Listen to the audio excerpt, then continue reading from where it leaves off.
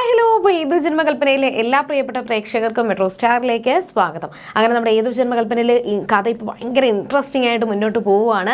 എന്തായാലും പ്രീതിയുടെയും ആകാശിൻ്റെയും വിവാഹം അടുത്തടുത്ത് വരുന്ന സാഹചര്യത്തിൽ മെഹദിയോ അല്ലാതെ സംഗീത ഫംഗ്ഷനോ ഒന്നും വേണ്ട എന്ന് അശ്വിൻ പറഞ്ഞിരിക്കുവാണ്.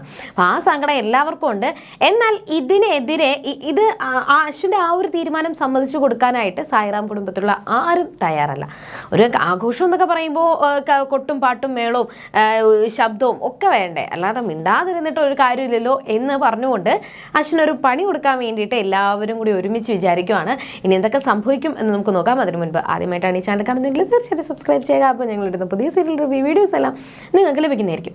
അങ്ങനെ അശ്വിൻ ജോലിയൊക്കെ കഴിഞ്ഞ് രാമേട്ടനെ വിളിക്കുന്നു. പക്ഷേ രാമേട്ടൻ വന്നിട്ട് മിണ്ടാതെ വന്ന് നിൽക്കുവാണ്. എന്ത് ചോദിച്ചാലും രാമേട്ടൻ ആംഗ്യ ഭാഷയിലാണ് എല്ലാം ഉത്തരം പറയുന്നത്. അപ്പോൾ ഇത് അശ്വിന് ഭയങ്കരമായിട്ട് ദേഷ്യം വന്നു. രണ്ടാമത് പ്രത്യേകിച്ച് ദേഷ്യം വന്ന കാര്യം എന്ന് പറയുമ്പോൾ താഴോട്ട് വരുന്ന സമയത്ത് മനോരമയുടെ ഫോൺ അടിക്കുവാണ്. എന്നാൽ ഫോണ് എടുത്ത് സംസാരിക്കാനായിട്ട് മനോരമ തയ്യാറായില്ല. പകരം അശ്വിനെ കൊണ്ട് സംസാരിപ്പിക്കുവാണ്. എന്നിട്ട് എന്താ ആൻറ്റി, എന്താ ഫോൺ എടുത്ത് സംസാരിക്കാത്ത, എന്താ ഇവിടെ എല്ലാവരും മിണ്ടാതിരിക്കുന്നത് എന്താ എന്ന് ചോദിക്കുമ്പോൾ ഒന്നും മിണ്ടാതെ മനോരമ അകത്തോട്ട് കയർപ്പി. അപ്പോൾ അങ്ങനെ ദേഷ്യം വന്ന് നിൽക്കുമ്പോഴാണ് കോളിംഗ് ബെൽ അടിച്ചത്. അപ്പോൾ രാമേട്ടനെ വിളിക്കുന്നുണ്ട്. രാമേട്ടൻ വന്ന് തുറന്നു കൊടുത്തില്ല. അശ്വിൻ നേരെ പോയി കഥ തുറന്നു. മുത്തശ്ശിയാണ്. എന്നാൽ മുത്തശ്ശിയോട് ഇവിടെ പോയി എന്താ സംഭവിച്ചത്, ഇവിടെ എല്ലാവർക്കും എന്താ പറ്റിയത് എന്നൊക്കെ ചോദിക്കുമ്പോൾ ഒരക്ഷരം മിണ്ടാനായിട്ട് മുത്തശ്ശിയും തയ്യാറായില്ല.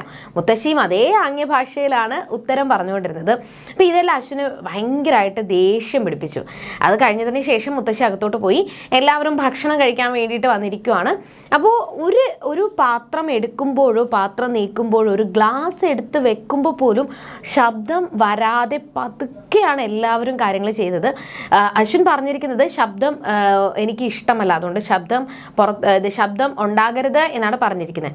അപ്പോൾ എല്ലാ കാര്യങ്ങളും ചെയ്യുമ്പോഴും ഒരു ശബ്ദം പോലും പുറത്ത് വരാത്ത രീതിയിൽ എല്ലാ കാര്യങ്ങളും ചെയ്യുവാണ്. ആ സമയത്താണ് അശ്വിൻ താഴോട്ട് ഫുഡ് കഴിക്കാൻ വേണ്ടിയിട്ട് വരുന്നത്. നോക്കുമ്പോൾ എല്ലാവരും ഭക്ഷണം കഴിക്കാൻ വേണ്ടിയിട്ട് ഇരിക്കുന്നുണ്ട്. എല്ലാവരും മിണ്ടാതിരിക്കുവാണ്. അപ്പോൾ അശ്വിൻ വന്നു. എന്നിട്ട് കസാര വലിച്ചങ്ങ് നീക്കി. അപ്പോൾ ഭയങ്കര ശബ്ദം വന്നു. അതെല്ലാവരെയും ഭയങ്കരമായിട്ട് ദേഷ്യം പിടിപ്പിച്ചു. അപ്പോൾ അയ്യോ എന്താ ശബ്ദം ഇത് എന്നൊക്കെ പറഞ്ഞുകൊണ്ട് ഇങ്ങനെ അവർ സംസാരിക്കുന്നില്ലെങ്കിൽ പോലും ആ ഒരു റിയാക്ഷൻ കൊടുക്കുന്നുണ്ട്. എന്നിട്ട് പാത്രം എടുക്കുമ്പോഴും ഗ്ലാസ് എടുക്കുമ്പോഴും എല്ലാം അശ്വിൻ ശബ്ദം ഉണ്ടാക്കുവാണ്. ഇതെല്ലാവർക്കും ഒരു ഇറിറ്റേഷൻ തോന്നിച്ചു. എന്നിട്ട് എന്താ പറ്റിയത്, എന്താ സംഭവം, എന്താ കാര്യം എന്നൊക്കെ ചോദിക്കുന്നുണ്ട്. പക്ഷെ ഒന്നും മിണ്ടിയില്ല. അത് കഴിഞ്ഞതിന് ശേഷം ഒരു സ്പൂണ് തറയെ വീണപ്പോഴും ഭയങ്കരമായിട്ട് അത് എല്ലാവർക്കും ഇറിറ്റേഷൻ ഉണ്ടാക്കി.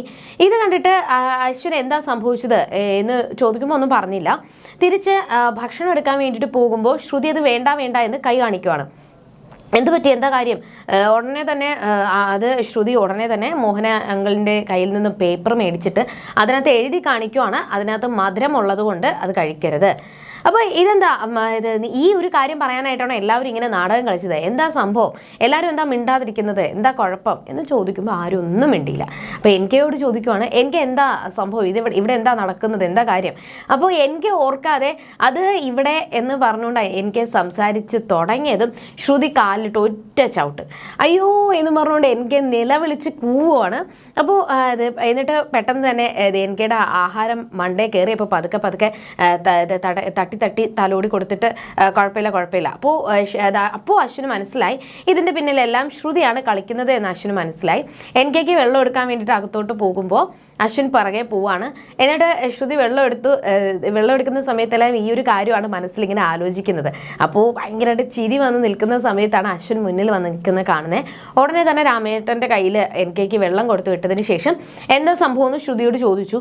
എന്നാൽ ആദ്യം ഒന്നും പറയാൻ വേണ്ടിയിട്ട് തയ്യാറായില്ല. എന്നാൽ നീ പറഞ്ഞിട്ട് പോയാൽ മതി എന്ന് അശ്വിൻ പറഞ്ഞു. അപ്പോൾ സാറല്ലേ പറഞ്ഞത് ഈ വീട്ടിൽ ഒരു ശബ്ദവും ഉണ്ടാകാൻ പാടില്ല എന്ന്, അതുകൊണ്ട് എല്ലാവരും ശബ്ദമുണ്ടാക്കാതെ മിണ്ടാതിരിക്കാനായിട്ട് തീരുമാനിച്ചു എന്ന് പറഞ്ഞു. അപ്പോൾ അശ്വിന് മനസ്സിലായി മെഹന്തിക്കും ഫംഗ്ഷനും ഒക്കെ താൻ ഡാൻസും പ്രോഗ്രാമൊന്നും വേണ്ട, ശബ്ദമൊന്നും ഉണ്ടാക്കണ്ട എന്ന് പറഞ്ഞുകൊണ്ടാണ് എല്ലാവരും ഇങ്ങനെ കാണിക്കുന്നത് എന്ന് മനസ്സിലായി. തിരിച്ചു വന്നപ്പോൾ അശ്വിൻ ഇതിനെപ്പറ്റി എല്ലാവരോടും ചോദിച്ചു. എന്നാൽ ആരും ഒന്നും മിണ്ടിയില്ല. ആ സമയമാണ് അഞ്ജലി അവിടെ ഇല്ലാത്ത കാര്യമില്ല അശ്വിൻ ശ്രദ്ധിച്ചത്. ഉടനെ അഞ്ജലി ഇവിടെ നിന്ന് ചോദിക്കുമ്പോൾ അഞ്ജലി മുകളിലാണ് ഭക്ഷണമൊന്നും കഴിക്കാതെ കരയുവാണ് എന്ന് ആംഗ്യ ഭാഷയിൽ എൻകെയും പറഞ്ഞു. അപ്പോൾ ഉടനെ തന്നെ അഞ്ജലിക്ക് ആഹാരം എടുത്തുകൊണ്ട് പ്ലേറ്റിൽ അശ്വിൻ മുകളിലോട്ട് പോവാണ്. പക്ഷേ ഈ സമയത്ത് അഞ്ജലി അവിടെ ഭയങ്കരമായിട്ട് ഭക്ഷണമൊക്കെ കഴിച്ച് വയറ് നിറഞ്ഞിരിക്കുകയാണ്. ശ്രുതി നേരത്തെ ഭക്ഷണം കൊടുത്തിട്ടുണ്ടായിരുന്നു. എന്നാൽ അശ്വിൻ ഇത് കണ്ടു കഴിഞ്ഞാൽ നാടകമെല്ലാം പൊളിയുമെന്ന് മനസ്സിലാക്കിയ ശ്രുതി ഉടനെ തന്നെ അഞ്ജലിയെ വിളിച്ചു പറഞ്ഞു. അപ്പോൾ അശ്വിൻ വന്നു കഴിഞ്ഞാൽ ഇതൊക്കെ ആ ഒരു പ്ലേറ്റും കാര്യങ്ങളും കാണാതിരിക്കാൻ വേണ്ടിയിട്ട് ബെഡിൻ്റെ അടിയിൽ ഒളിപ്പിക്കുകയും ചെയ്തു.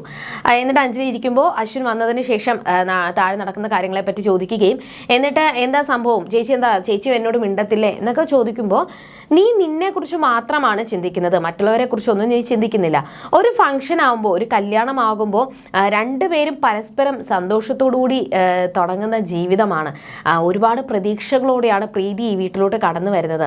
ആ സമയത്ത് എല്ലാം ആഘോഷപൂർവ്വമായിട്ട് നടത്താൻ തീരുമാനിക്കുമ്പോൾ നീ അത് തടയിടുവാണോ ചെയ്യുന്നത് എന്നൊക്കെ പറഞ്ഞുകൊണ്ട് അഞ്ജലി സംസാരിക്കുകയാണ്. അവസാനം അഞ്ജലിക്കും അത് വിഷമമായി എന്ന് മനസ്സിലാക്കിയ അശ്വിൻ, ശരി എൻ്റെ തീരുമാനം ഞാൻ മാറ്റാം, മെഹന്തിക്കും സംഗീതനും എല്ലാം ഡാൻസും പാട്ടും മേളം എന്ത് വേണോ ആയിക്കോ, ഞാൻ ഇനി ഒന്നിനും ഇടപെടത്തില്ല എന്ന് പറഞ്ഞപ്പോൾ എല്ലാവർക്കും സന്തോഷം തോന്നി. ഈ സമയത്ത് ശ്രുതി അകത്തോട്ട് വന്നു.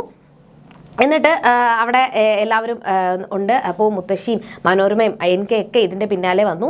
എല്ലാവരോടുമായിട്ട് അവിടെ അശ്വിൻ പറയുവാണ്, സംഗീതം എല്ലാ ഫംഗ്ഷനും നിങ്ങൾ നടത്തിക്കോ, എനിക്കിനി ഒരു പ്രശ്നവുമില്ല എന്ന് അശ്വിൻ പറഞ്ഞു.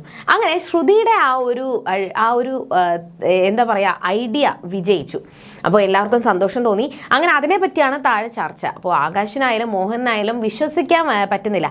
ശ്രുതി ഈ ഒരു ഐഡിയ പറഞ്ഞപ്പോൾ ആദ്യം ഞാൻ വിചാരിച്ചത് നടക്കത്തില്ല, ഇതിന് വിപരീതമായിട്ടായിരിക്കും എന്തെങ്കിലും നടക്കാൻ പോകുന്നത്, അശ്വിൻ ഇത് അറിഞ്ഞിട്ട് ഭയങ്കരമായിട്ട് റിയാക്ട് ചെയ്യും, അശ്വിൻ ഇത് ഭയങ്കരമായിട്ട് ദേഷ്യപ്പെടാൻ സാധ്യതയുണ്ട് എന്നൊക്കെ വിചാരിച്ചു.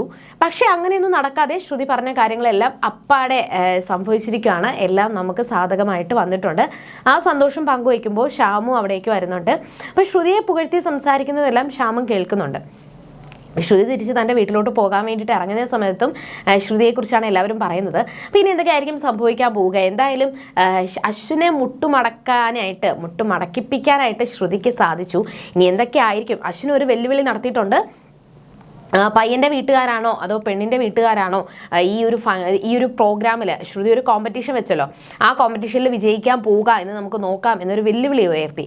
പിന്നെ എന്തൊക്കെയായിരിക്കും ഇതിൻ്റെ മുന്നോടിയായിട്ട് സംഭവിക്കുക എന്ന് നമുക്ക് വരുന്ന ആളുകളിൽ കണ്ടറിയും. അതുവരേക്കും ബൈ.